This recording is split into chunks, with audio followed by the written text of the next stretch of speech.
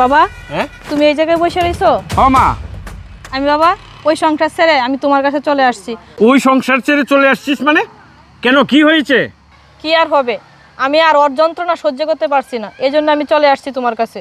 মারি, স্বামীর সংসার হচ্ছে নারীর জন্য স্বর্গ। নারীর শেষ ঠিকানা হচ্ছে স্বামীর সংসার। বাবা, আমি কি তোমার কাছে এতই বোঝা হয়ে গেছিলাম যে তুমি একটা নেশাখোর ছেলের সঙ্গে আমাকে বিয়ে দিছো, যে সারাদিন নেশার বিবরে থাকে, নেশাগ্রস্ত হয়ে রাত্রে যখন বাড়ি ফিরে তখন আমাকে অযথায় মারধর করে? আমি কি করব বাবা? মারি, ভুলটা তোমার নয়, ভুলটা আমার।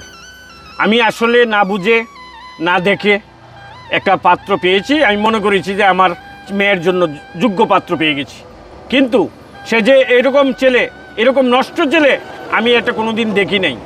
মা, আমি ভেবেছিলাম যে আমার মেয়েটার বয়স হয়ে যাচ্ছে, হয়তো কোনো জায়গায় ভালো সম্বন্ধ দিতে পারবো না, সেই হিসাবেই আমি তোমাকে তাড়াতাড়ি বিয়ে দিয়েছিলাম।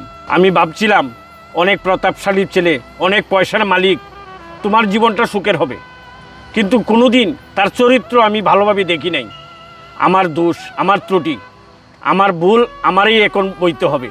আমার উচিত ছিল ছেলেটা গরিব হোক, ছেলেটা চরিত্র দেখা।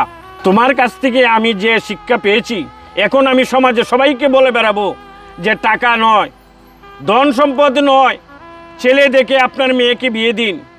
একটা মেয়ের বিয়ে জীবনে একবারই হয়। মারি, সব দোষ আমার। চল এবার বাড়ি চল, কষ্ট নিস না। এর চেয়ে তো ভালো ছেলে দিকে আমি তোর বিয়ে দিব, তুই কষ্ট করিস না। আয়।